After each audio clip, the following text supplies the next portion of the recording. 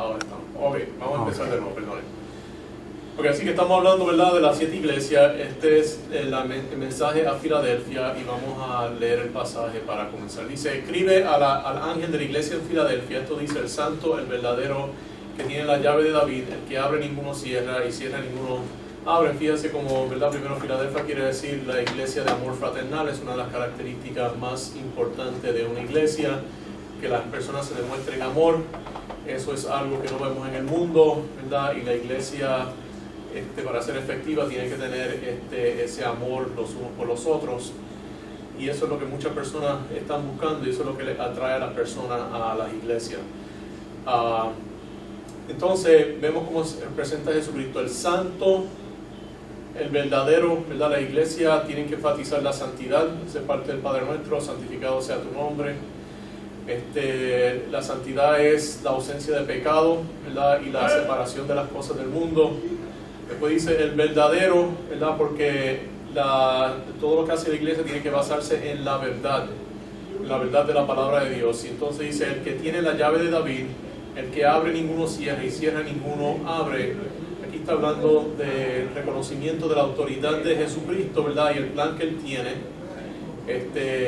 Que Él es el que gobierna el universo, ¿verdad? Él gobierna su pueblo, gobierna el mundo, y Él que da oportunidades, y que Él controla. Y muchas veces es bien difícil nosotros, ¿verdad?, ver el plan de Dios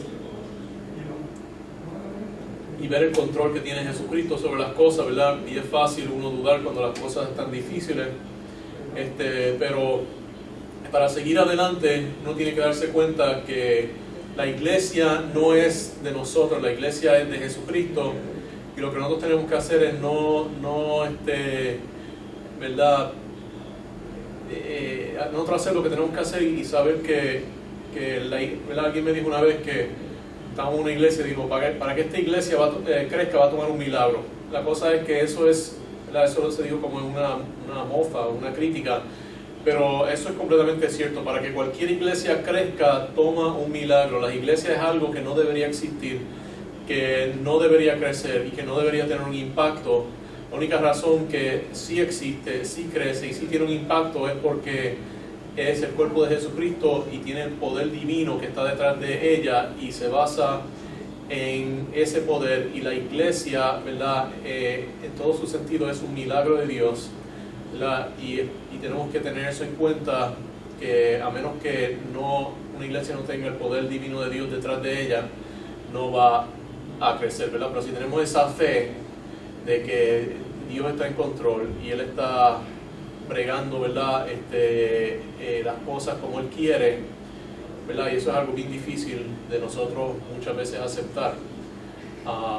Pero si lo aceptamos, yo creo que eso entonces nos ayuda grandemente a servir a Dios, ¿verdad?, y ser mucho más efectivo.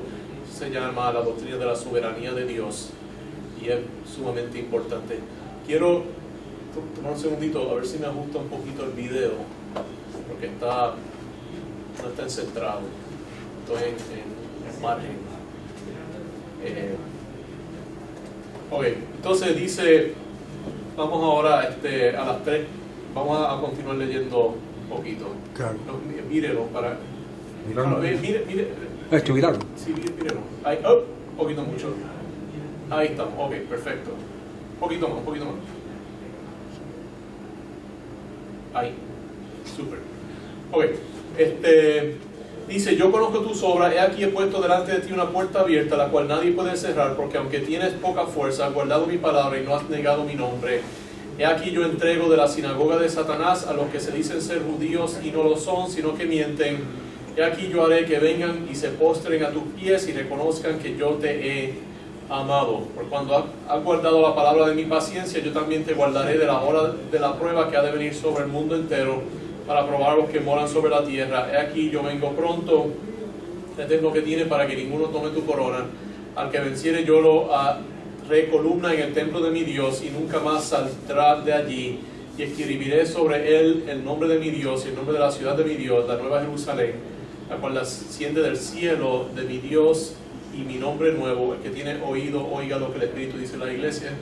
Dios bendiga su palabra y nos ayude en el estudio de hoy, que sea de provecho para todos los que están participando, para los que están oyendo, los que pueden llamar con preguntas, y para este servidor. Así que ahora quiero hablar acerca de esas 3 cualidades distintivas de esta iglesia, porque dice: yo conozco tus obras. Entonces da lo que le va a dar ¿verdad? Las bendiciones a través de las obras, pero eso lo vamos a ver dentro de un momento. En el 10 entonces dice cuáles son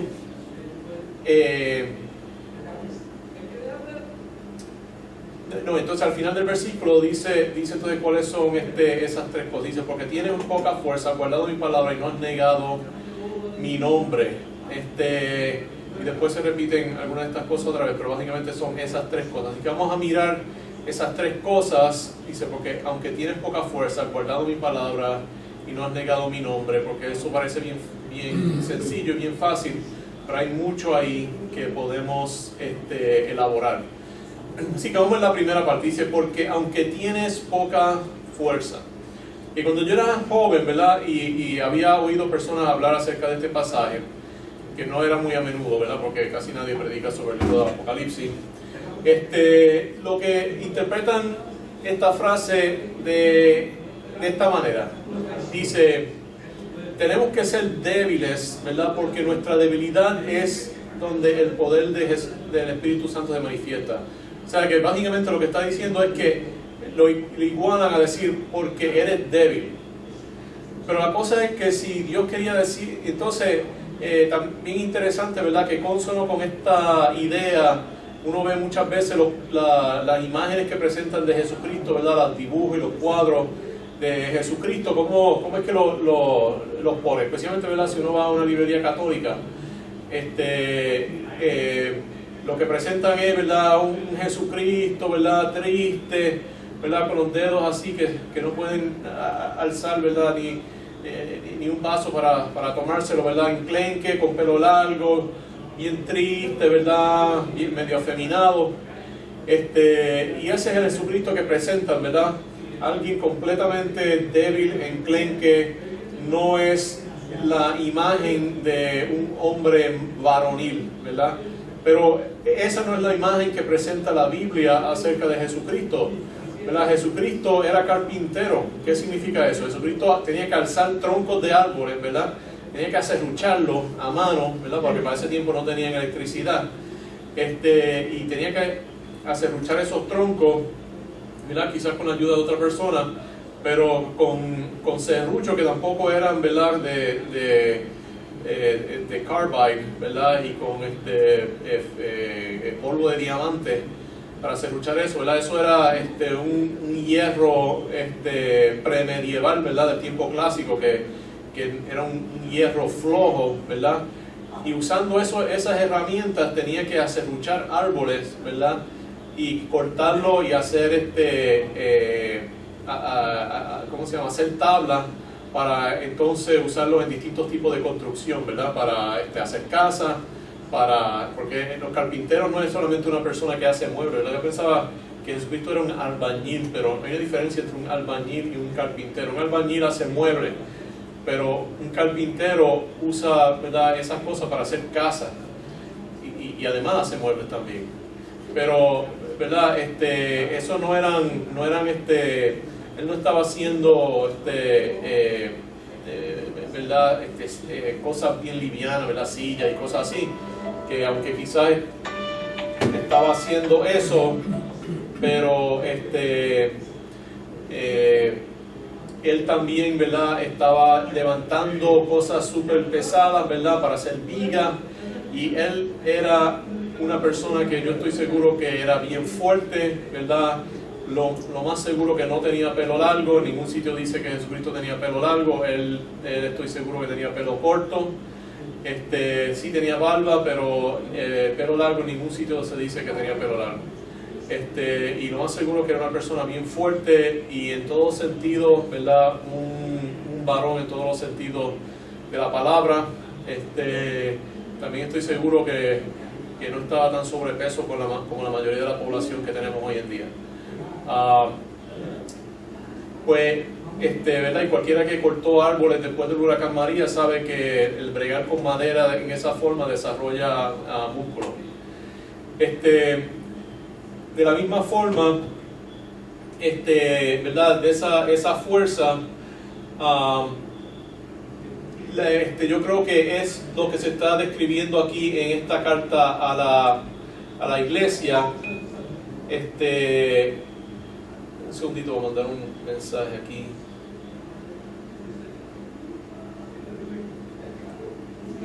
Perdone. Hoy, así que, ¿verdad? De la misma forma que el Jesús de la Biblia no era una persona enclenque, yo tampoco pienso que Jesucristo quiere una iglesia llena de gente enclenca o una iglesia débil. Y las palabras hay otra forma de interpretar eso es de la siguiente forma, que dice, porque tienes un poco de fuerza o tienes un poco de poder. La frase en griego, y se la voy a decir porque aunque está en griego, usa palabras que nosotros con las cuales estamos familiarizados. Dice mikran ekeis dunamis. Mikran ekeis dunamis. Mikran quiere decir pequeño, ¿verdad? Como en microscopio. Ekeis quiere decir tener, ¿verdad? Y dunamis, ¿verdad? Suena como dinamita, ¿verdad? Quiere decir poder o fuerza, ¿verdad? Así que lo que está diciendo es que era como una dinamita pequeña, ¿verdad? Pero algo, ¿verdad? Que tenía mucha fuerza. Era como un cantito de nitroglicerina, ¿verdad? Esto no era una iglesia débil, era una iglesia fuerte, pero era una iglesia pequeña, ¿verdad? Era como los soldados de Gideón. Usted sabe la historia de Gideón, que se enfrentó a una fuerza gigantesca con un ejército relativamente pequeño, ¿verdad? Aún con el ejército, ¿verdad? Que todos los israelitas salieron a pelear, eran bien pocos comparados con la fuerza, ¿verdad? Que vino contra ellos. Pero Dios no estaba satisfecho con eso. Él la bajó de una fuerza pequeña a una fuerza microscópica.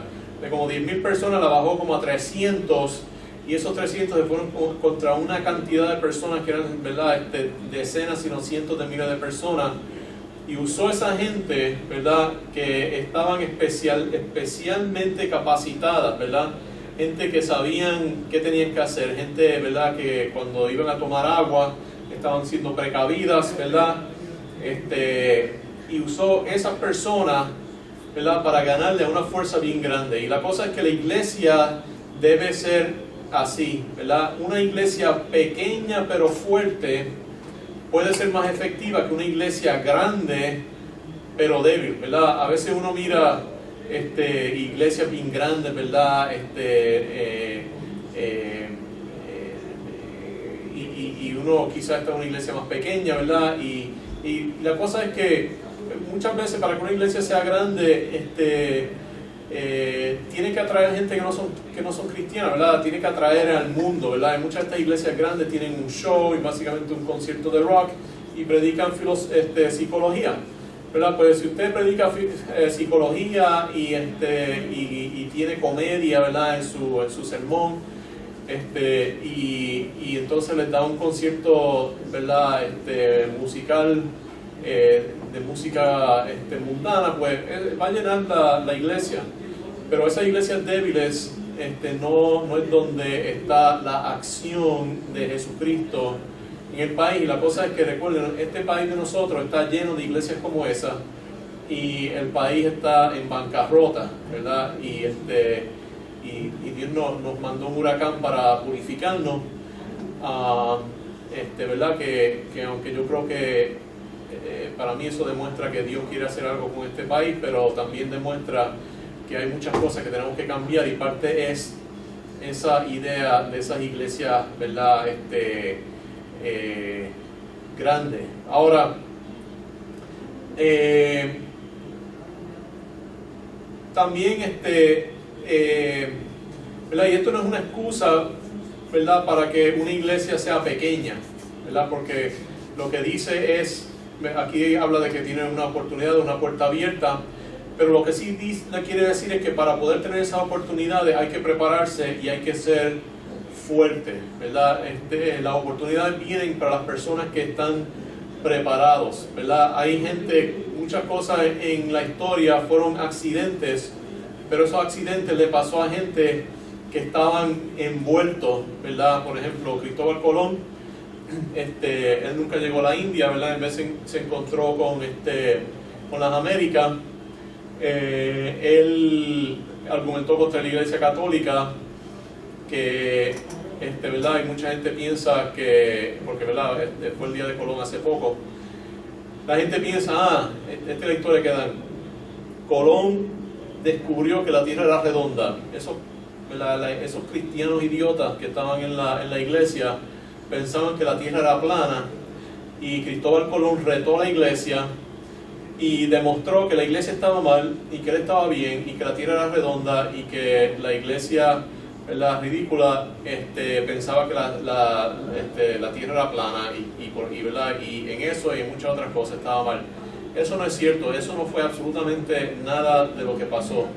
La cosa, todo el mundo sabía que la Tierra era redonda. Eso de que la gente piensa que la Tierra era plana es un invento moderno. Básicamente desde antes del tiempo de Jesucristo ya los griegos habían determinado que la Tierra era redonda y ya la habían medido, ya ellos sabían el tamaño de la Tierra, ¿verdad? Y para ese tiempo, está entrando una llamada, yo creo.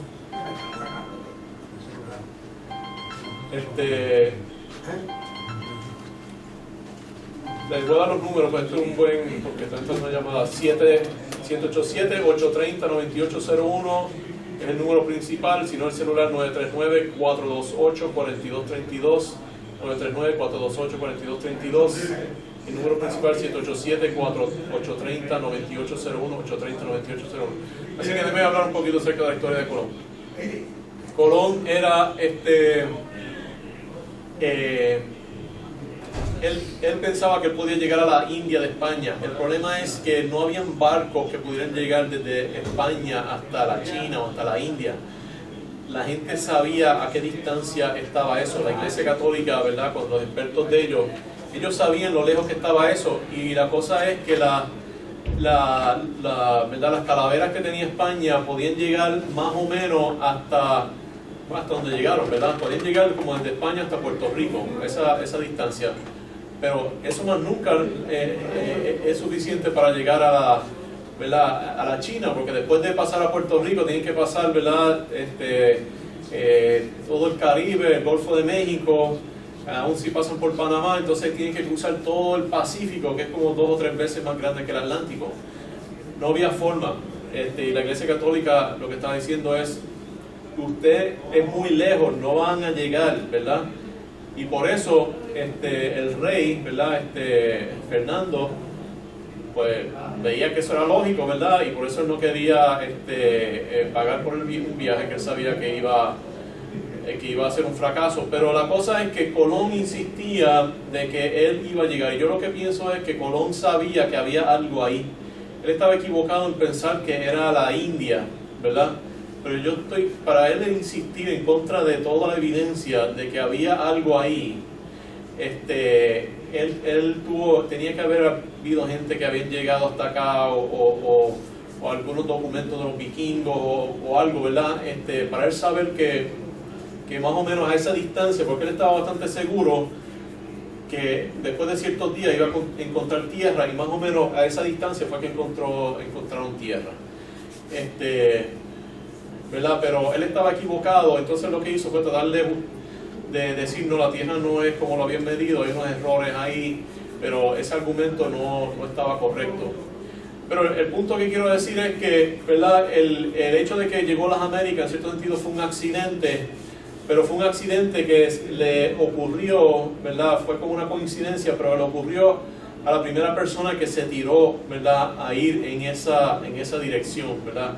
Fue una oportunidad, un accidente positivo que le ocurrió a la persona que estaba preparado, ¿verdad? Es lo mismo que dicen: el descubrimiento de la penicilina fue un accidente, ¿verdad? Porque se contaminó un cultivo de bacterias, y entonces contaron que esos hongos podían matar bacterias.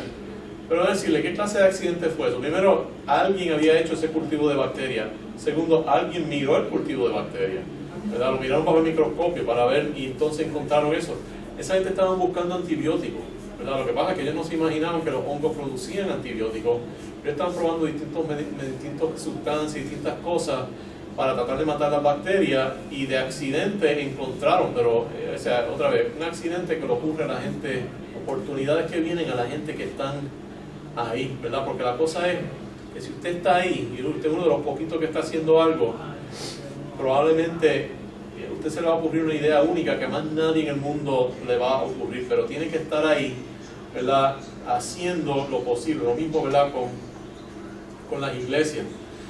Así que una iglesia pequeña pero fuerte, y es ese tipo de iglesia que está preparada, que entonces Dios les da las oportunidades. Entonces, ahora, aún ahí, ¿verdad? Hay eso crea una pregunta, porque ¿por qué no simplemente dijo una iglesia fuerte? ¿Verdad? ¿Por qué dijo que tiene poca fuerza? ¿Por qué no simplemente dijo porque tiene fuerza? Porque ahí yo creo que está la cosa. Este era el reto que tenía esta iglesia, que el problema es que para ser fuerte muchas veces hay que ser pequeño, especialmente al principio, ¿verdad? Un árbol, ¿verdad? Como un árbol de caoba o en inglés un oak tree, ¿verdad?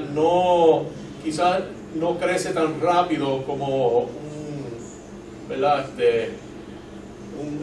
Vamos a poner un palo de papaya, ¿verdad? Un palo de papaya crece súper rápido, pero es mongo, ¿verdad? Es débil, pero crece a una velocidad increíble, ¿verdad? Comparado con un palo de caoba, un palo, ¿verdad? Un oak tree, un palo de madera bien dura que toma mucho más tiempo y crece mucho más lentamente, ¿verdad? Entonces, una organización o una iglesia tiene que escoger entre dos cosas: o es fuerte o es grande. Ahora, si escoges ser fuerte, es probable que a través del tiempo entonces empiece a ser grande.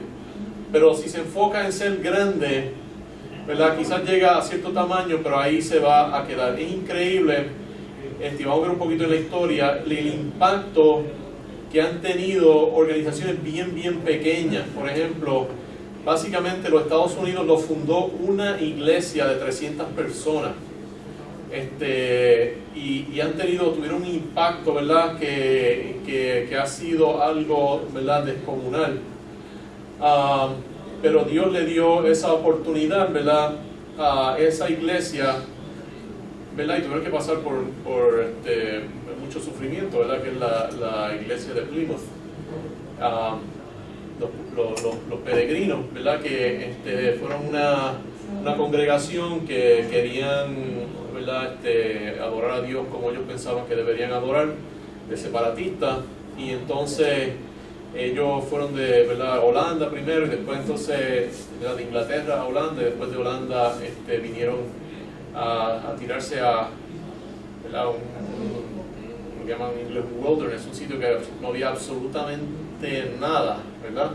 A establecer una civilización de cero, 300 personas solas, ¿verdad? Pero esas 300 personas comenzaron lo que hoy en día es una ciudad, ¿verdad? Y alrededor de ellos se establecieron otras ciudades, que incluye ¿verdad? La ciudad de Boston, que es donde están, ¿verdad? En esa área donde están todas las grandes universidades de los Estados Unidos, y crearon, ¿verdad? Tuvieron un impacto descomunal sobre el mundo. Pues, ¿verdad? Eventualmente algo que empieza pequeño puede ser bien grande, pero para que eso pase tiene que empezar fuerte, ¿okay? Ahora, eso nos trae a otra pregunta, y la pregunta es: ¿en qué sentido o en qué forma es que esta iglesia era fuerte, ¿verdad? Y aquí yo creo que hay dos contestaciones Quiero dar los números de nuevo: 787-830-9801, 939-428-4232. Recuerden que cualquier pregunta que tengan de la Biblia, ¿verdad?, aún si está fuera del tema de que estamos hablando, dudas que tengan, preguntas que le hayan hecho, preguntas acerca, ¿verdad?, cosas que usted siempre ha querido preguntar y nunca lo ha hecho, este es el chance, ¿verdad?, para hacer esas preguntas, cosas que quizás nadie ha podido contestar y que quizás es un obstáculo para su fe. Así que, ¿en qué forma era fuerte? Y otra vez, hay dos contestaciones.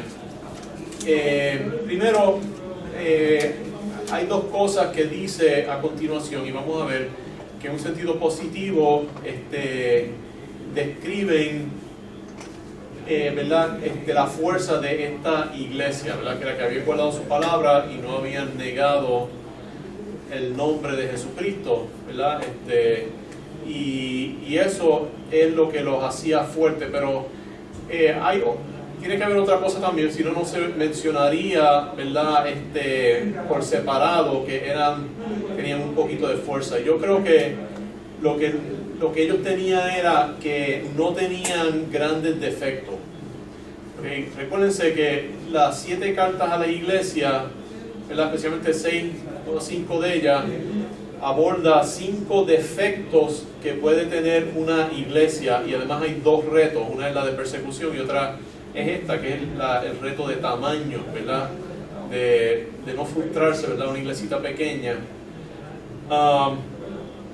Y entonces, pues yo creo que esta iglesia básicamente había podido evitar los 5 tipos de defectos que puede tener una iglesia, que es la falta de amor, la falta de vida, ¿verdad?, la falta de salvación, la mundanalidad, el materialismo y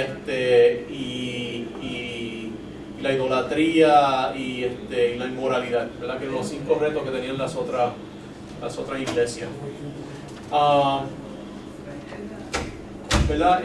Porque la cosa es que piensen de una iglesia como una cadena es tan fuerte como el eslabón más débil, ¿verdad? Si usted tiene una cadena y es bien fuerte, pero tiene un eslabón, ¿verdad?, uno de los links que está débil, ahí es donde va a romper la cadena, ¿verdad? Y una iglesia, una organización es tan fuerte como la persona, ¿verdad?, o el líder más débil en esa organización. Y así que vemos, ¿verdad?, en ese sentido, que esta iglesia, ¿verdad?, se había asegurado de no tener esos defectos que tenían las otras iglesias, y se habían enfocado en ser unas iglesias como Dios manda, pero esto le había costado algo en cuanto a membresía y en tamaño, ¿verdad?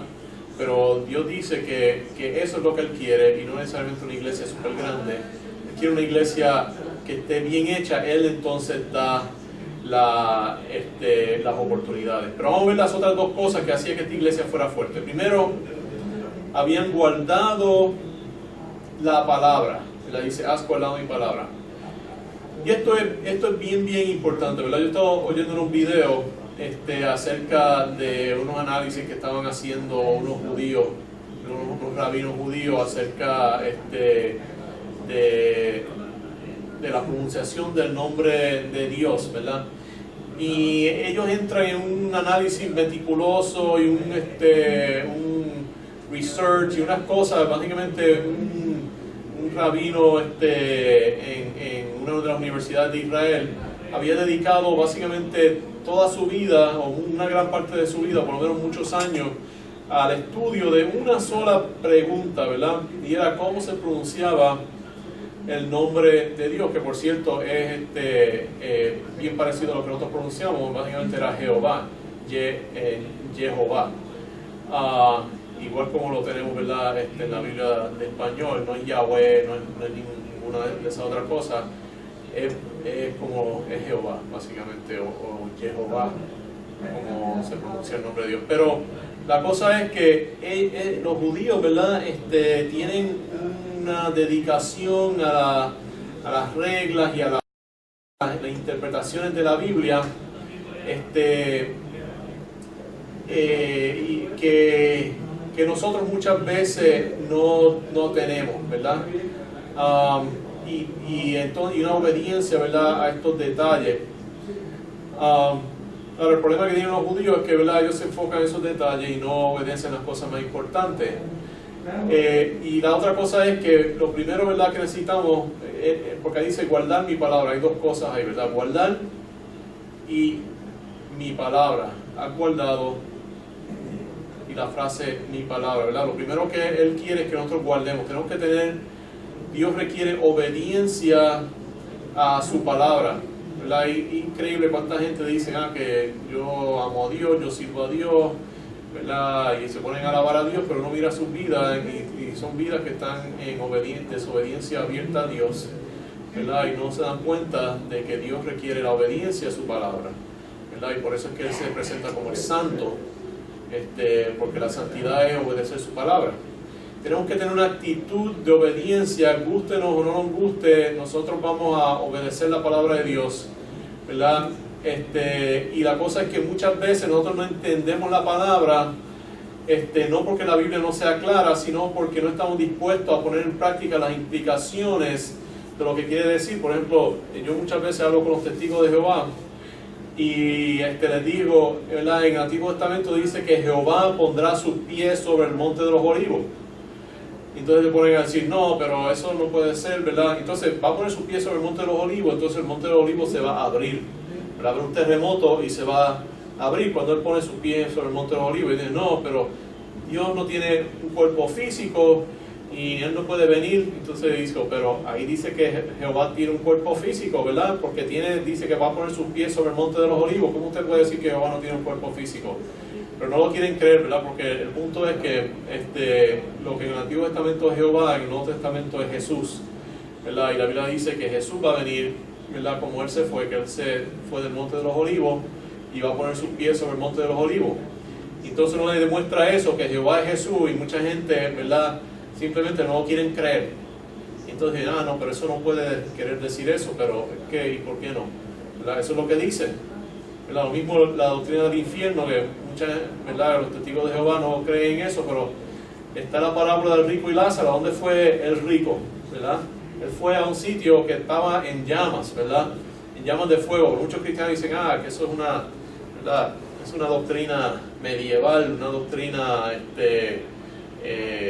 troglodita, ¿verdad? Pero Jesús mismo dijo esa parábola, ¿verdad? Y también en el libro de Apocalipsis vamos a ver que la muerte y el de la gente, ¿verdad?, después que mueren van a resucitar para entonces Dios echarlos al infierno, ¿verdad? Ahora mismo están en el infierno sin cuerpo, pero Él le va a dar un cuerpo para que le duela más y entonces pueda sufrir más todavía en el lago de fuego. Y sinceramente es exactamente así como lo dice la Biblia, ¿verdad? Y si usted rechaza el Evangelio, para ahí que usted va, ¿verdad?, no solamente va para el infierno es donde va a estar esperando para ir a un sitio peor, donde Dios le va a untar un cuerpo que nunca va a morir, para que entonces pueda sufrir en el lago de fuego para siempre y para siempre. Pero hay una alternativa, ¿verdad? Y es estar en el cielo y después en la tierra nueva, y la nueva Jerusalén, y explorar todo el universo, ¿verdad?, por toda la eternidad. Y esas son las dos opciones que tenemos, pero la cosa es que uno le demuestra a la gente y no, ¿verdad?, no quieren. Y otra cosa también, por ejemplo, que la Biblia dice que los 144,000 son de cada tribu del pueblo de Israel. La gente dice, no, pero eso es simbólico. Pero ¿y cómo usted sabe que eso es simbólico? Pero tenemos que tener una actitud de obediencia y de creer la Biblia, lo que dice la Biblia, porque si nosotros no queremos obedecer y no queremos, ¿verdad?, hacer lo que dice la Biblia, nosotros siempre podemos decir, ¿verdad?, cualquier parte de la Biblia. Siempre, si uno no la quiere creer, puede tener dos contestaciones. Una es, eso es simbólico, o dos, eso era para ese tiempo, ¿verdad? ¿Verdad? Y hay muchas cosas así.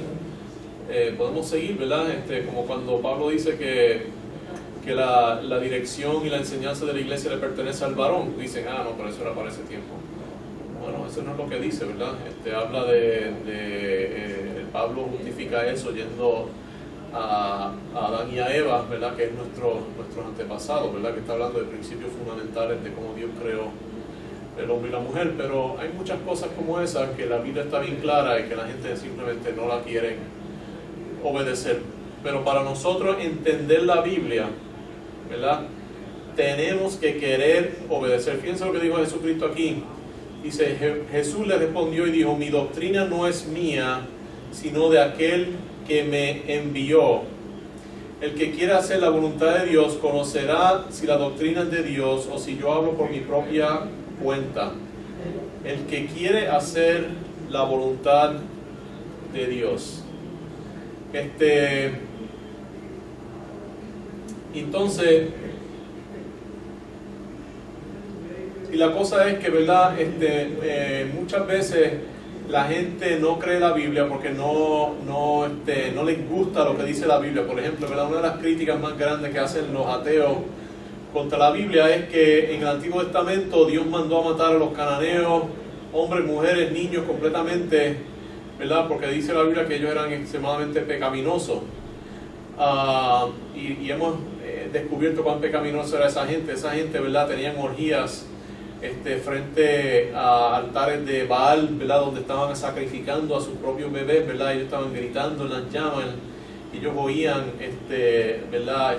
Sus hijos quemándose, ¿verdad? Y gritando a toda voz mientras ellos tenían orgías sexuales. Eso eran gente bien mala. Pero la cosa es que la gente no para a pensar, bueno, pues yo no creo en la Biblia porque la Biblia presenta un Dios inmoral, pero y si Dios no existe, entonces no hay ni bien ni el mal, ¿verdad? Porque es simplemente opiniones.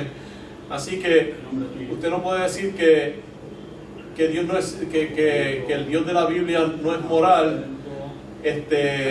y entonces decir que Él no existe, porque es una contradicción, ¿verdad? Lo que tenemos que ver es, ¿existe Dios o no? Y si existe, se reveló en la Biblia, y si se reveló en la Biblia, entonces, y ese es el Dios que se revela en la Biblia, entonces es cuestión de aceptar, a nosotros adaptarnos a la realidad, no es tratar de inventarnos una realidad como nos guste, que no sea una realidad real, ¿verdad? Y entonces si nosotros creemos la Biblia, pues entonces nosotros podemos entender por qué es que Dios mandó a matar los cananeos, ¿verdad? Y la arqueología pues nos demuestra por qué, porque esa era gente bien mala, y déjeme decirle, un país que hace eso, aún hoy en día Dios los va a destruir.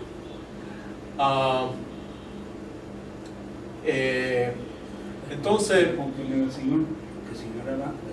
nosotros no solamente tenemos que tener una actitud de obediencia hacia la Biblia, pero, ¿verdad? Que es bien importante, pero para poder obedecer la Biblia nosotros tenemos que conocer la Biblia, ¿verdad? No hay forma de seguir las instrucciones de la Biblia si nosotros no la leemos y no la estudiamos.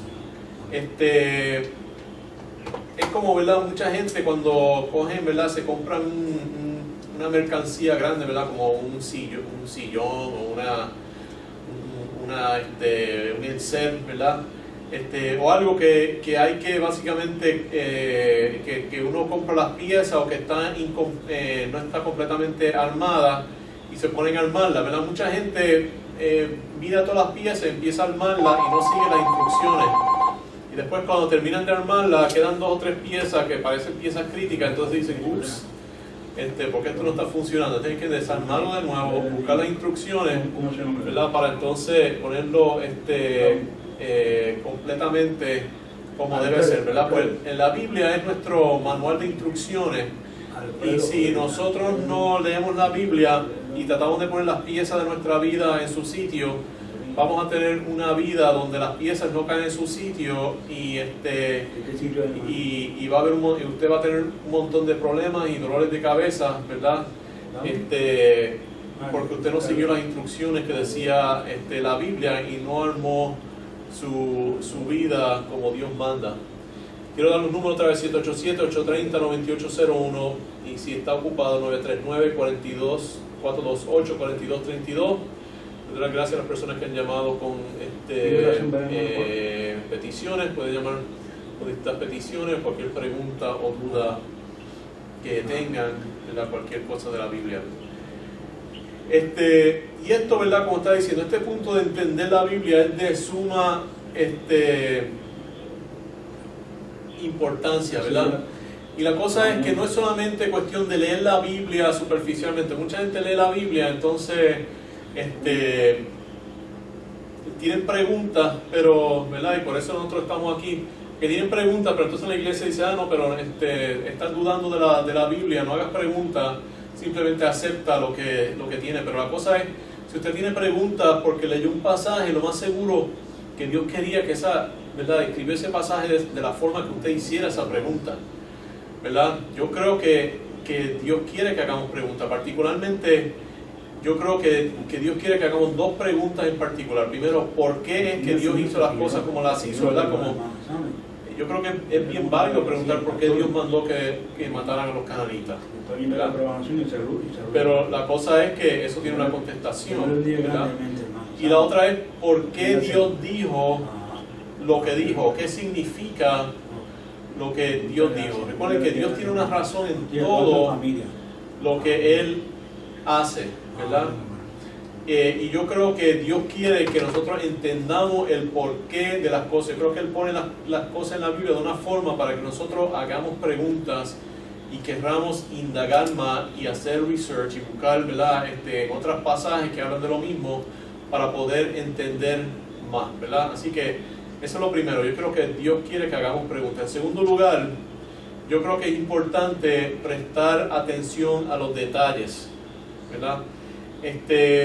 En la medicina, ¿verdad? Mientras más y más uno se especialista, más y más uno tiene que prestarle atención a los detalles, ¿verdad? Una cosa que a mí me gustó de mi profesión, que es la oftalmología, es que nosotros bregamos con cosas bien pequeñas, ¿verdad? Nosotros estamos haciendo cirugía en un área, ¿verdad? Que mide menos de 1 centímetro, ¿verdad? Que es el lente del ojo, donde lo sacamos, ¿verdad? Pero eso tiene toda una ciencia y una tecnología, y aunque es una cirugía que puede ser relativamente rápida, pero llegar a ese punto donde es así de rápido toma mucho trabajo y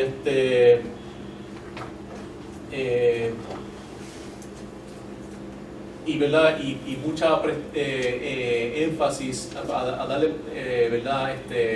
Prestarle atención a los detalles, ¿verdad?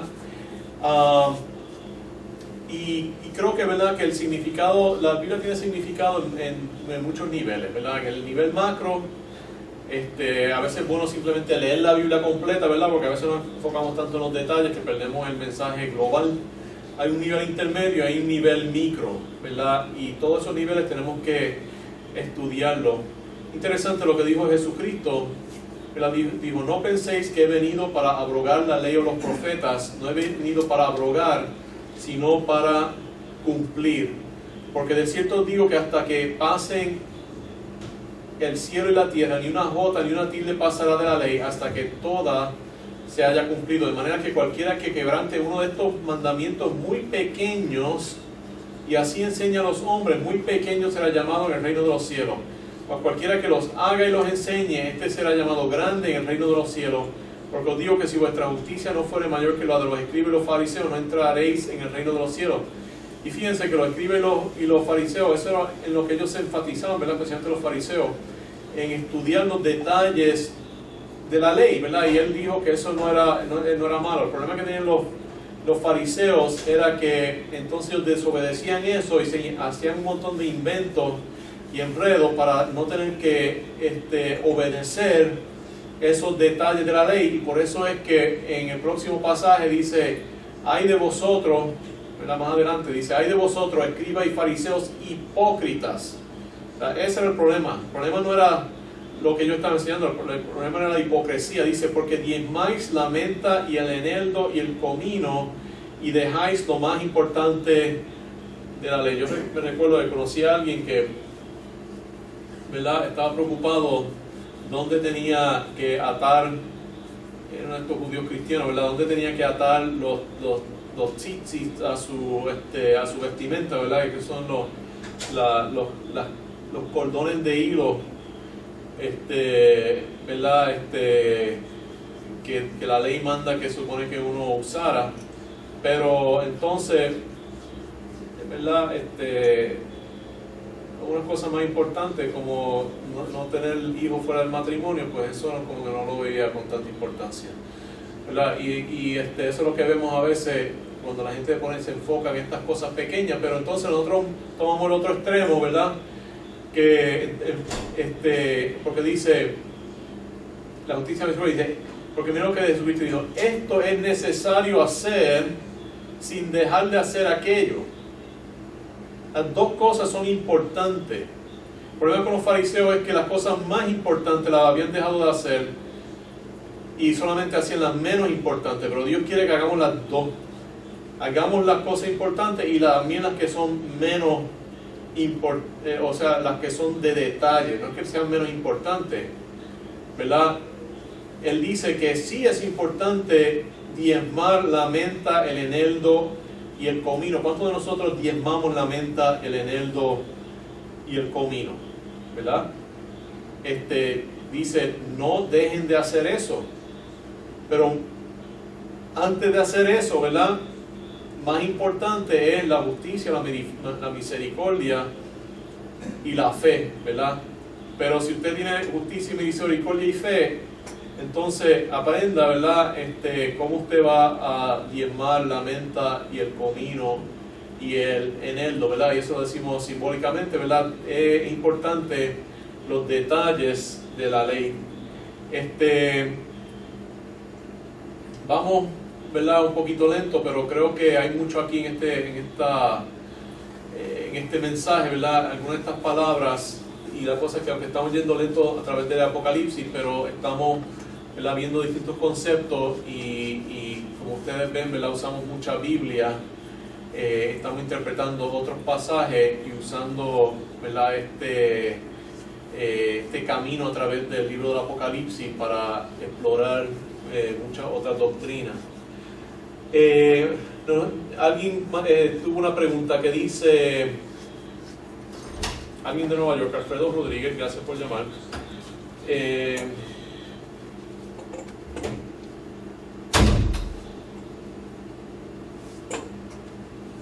Dice, no entiendo bien la pregunta, de si el Señor lo perdona. El Señor lo perdona, sí. A él, que si el Señor a él lo... sí, sí, lo perdona. Bueno, la Biblia dice, ¿verdad?, que vamos a ir ahí, que todos somos pecadores, ¿verdad? Vamos a Romanos 10. Esto es una manera buena de terminar. Perdón, que lo voy a buscar aquí. Dice, ¿verdad? Hay un pasaje primero que dice, por cuanto todos pecaron y están destituidos de la gloria de Dios, ¿verdad? Todos nosotros nacemos como pecadores y todos estamos rumbo al infierno, unos más que otros, pero todos, ¿verdad? Algunos vamos corriendo al infierno y otros vamos caminando al infierno, pero todos vamos rumbo al infierno cuando nosotros nacemos. Pero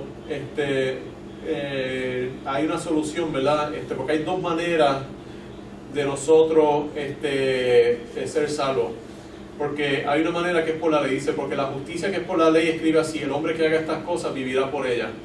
Usted puede ser salvo a través de la ley. Eso es algo que los cristianos a veces no se dan cuenta, ¿verdad? Porque dicen, nosotros no podemos ser salvos por obra. Claro que usted puede ser salvo por obra. Todo lo que necesita hacer es ser absolutamente perfecto desde que el momento que nació y nunca cometer un pecado, y usted será salvo por las obras. Y dice, eso es imposible. No, eso es posible. Hay alguien que lo hizo, ¿verdad? Jesucristo fue salvo por la ley, porque Él cumplió todo desde que Él nació, ¿verdad? Desde que tomó su primer ¿verdad? Respiro, Él cumplió la ley. Pero, ¿verdad? Obviamente, desde que yo tenía como 1 año y medio, ya esa opción no estaba abierta a mí, porque una vez me puse a gritar porque me dio la gana, sin que nada me pasara, ¿verdad? Y yo no me recuerdo de eso, pero estoy seguro, viendo a mis hijos, yo sé que yo también lo hice, a veces mis hijos se ponían a llorar simplemente porque le daba la gana y querían controlar a uno, ¿verdad? Por su corazón pecaminoso, y antes que ellos entendieran ya estaban pecando. Así que yo estoy seguro que yo hice lo mismo, y desde que tenía como 1 año y medio ya la justicia por la ley ya no era una posibilidad para mí. Pero hay otra justicia, y es la justicia por la fe. La justicia por la fe. Y la justicia por la fe dice así. Dice: cerca de ti está la palabra, en tu boca y en tu corazón. Esta es la palabra de fe que predicamos. Que si confesares con tu boca que Jesús es el Señor, no cualquier Señor, no el Señor de tu vida, el Señor, y el Señor es Jehová, ¿verdad? Porque dice: todo aquel que invocare el nombre del Señor será salvo, ¿verdad? Y eso cita, por eso lo vamos a ver al final del pasaje. Eso cita un pasaje en el Antiguo Testamento que creo que es Joel, sí, Joel 2:22, y dice: todo aquel que invocare el nombre de Jehová será salvo, ¿verdad? Así que confesarás con tu boca que Jesús es Jehová, no dice que es Dios, dice que es Jehová, y creyeres en tu corazón que Dios el Padre le levantó de los muertos, así que Jesús es Jehová el Hijo, la revelación de Dios, y Dios es el Padre, el que nadie ha visto, el que no se revela excepto a través del Hijo. Dice que Dios le levantó de los muertos, será salvo, porque con el corazón se cree para justicia, pero con la boca se confiesa para salvación.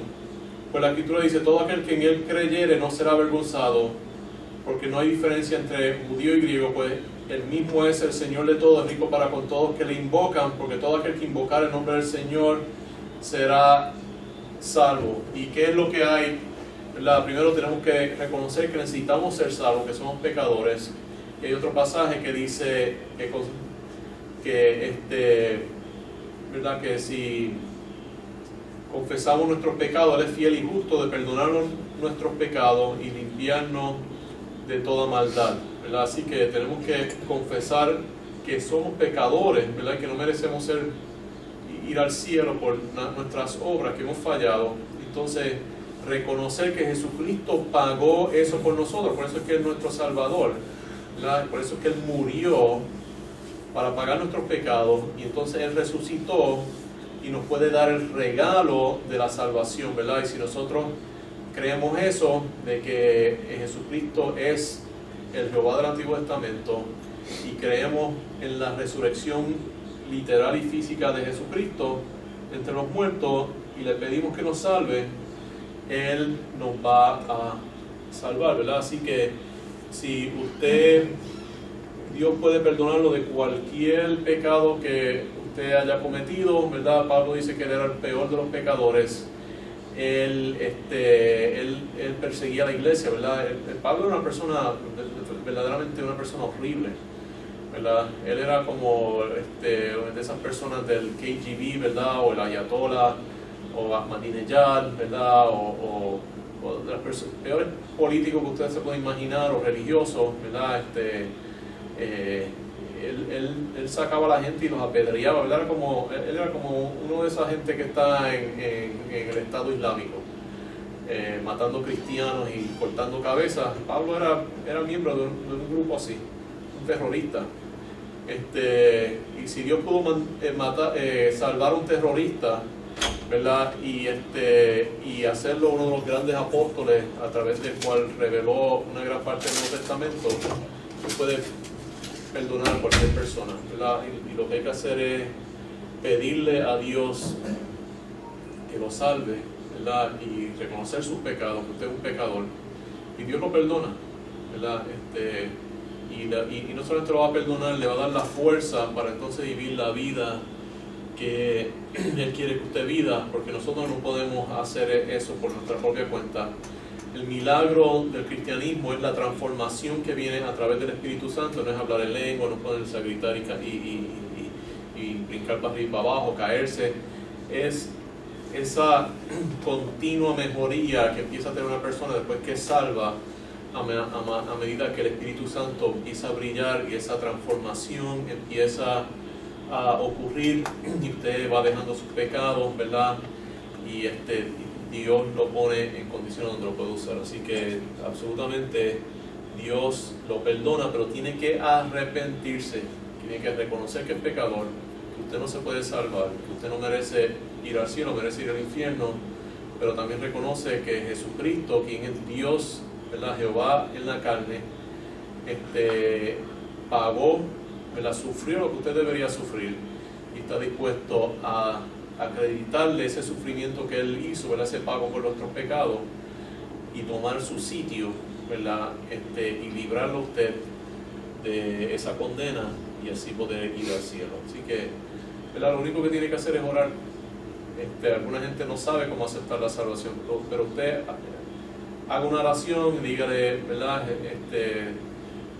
Dios Padre, yo creo que Jesucristo es tu Hijo, que Él es Jehová, y que Él murió por mis pecados y que lo levantaste de los muertos, y por favor sálvame, y Él lo salvará. Pues con esto terminamos. La próxima vez otra pregunta. Vamos a terminar con otra preguntita más. La iglesia que se anuncia por televisión, de Arecibo, que hace milagro a través del agua milagrosa, ¿es falsa o es verdadera?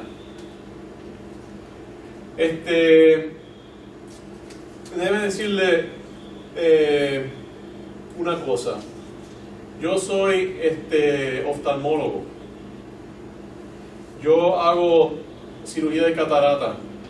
La cirugía de catarata hace 100 años, ¿verdad? La manera que se hace hoy sería equivalente a un milagro, ¿verdad? Que gente que no ve viene y nosotros hacemos unos movimientos mágicos con ¿verdad? Con unas pociones mágicas y unas herramientas mágicas, ¿verdad? Y la gente termina viendo. Y es un milagro de que Dios haya permitido que nosotros podamos hacer cirugía a esos niveles, ¿verdad?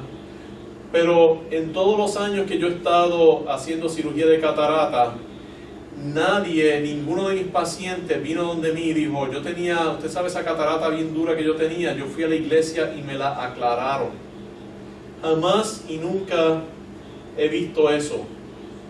Mientras que cuando Jesucristo estaba sanando, ¿verdad? En Israel, básicamente Él creó una epidemia de salud, ¿verdad? Como un día que yo fui a operar al Hospital San Carlos, cuando yo operaba allí y yo era el único allí, no había nadie más, y yo le dije al anestesiólogo, digo, wow, una epidemia de salud, ¿qué vamos a hacer? ¿Verdad?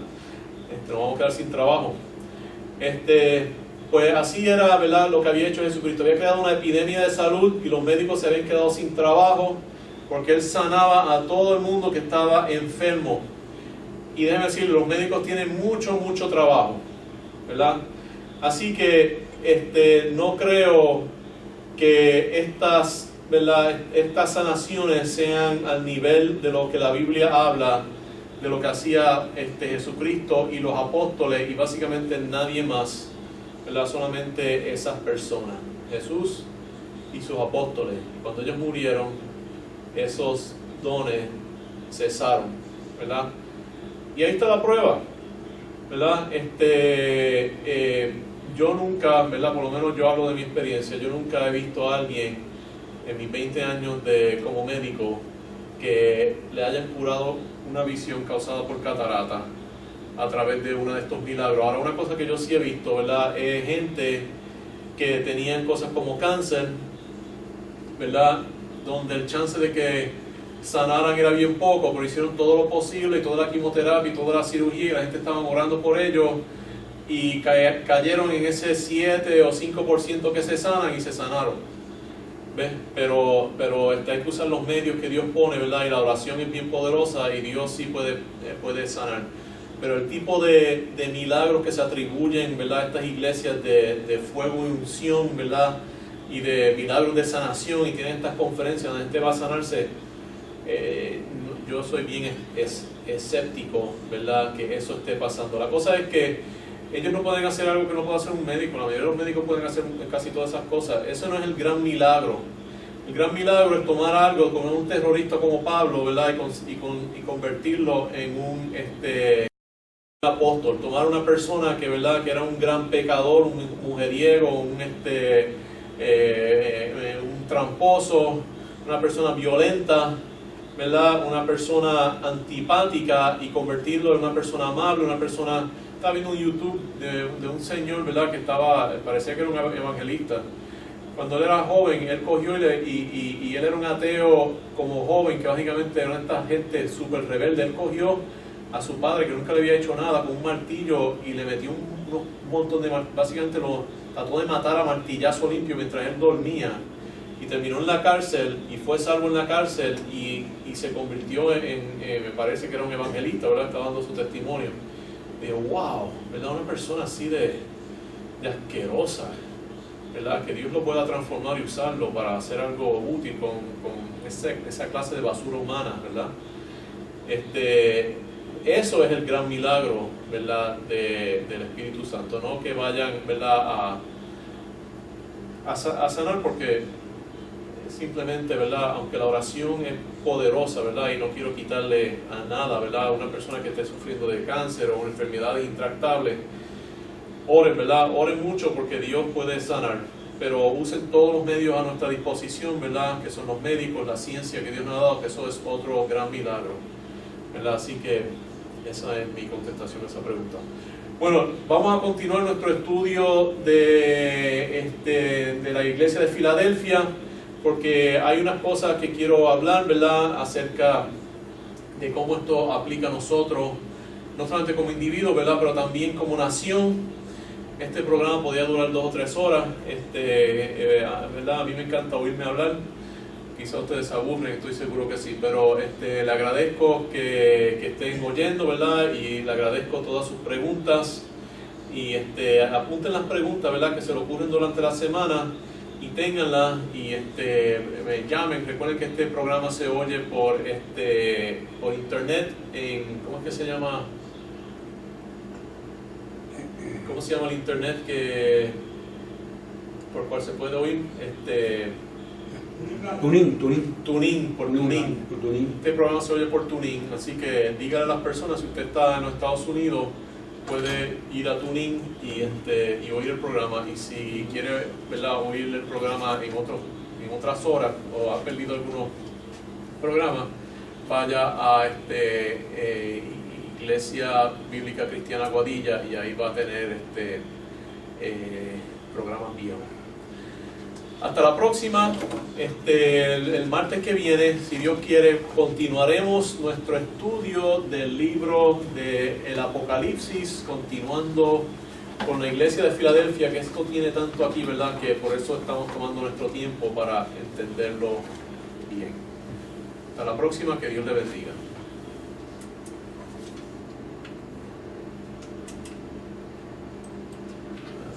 De los últimos tiempos, con el doctor Raúl E. López Bergué, y ante ustedes su anfitrión, el doctor Raúl López Bergué, en Nueva Esperanza.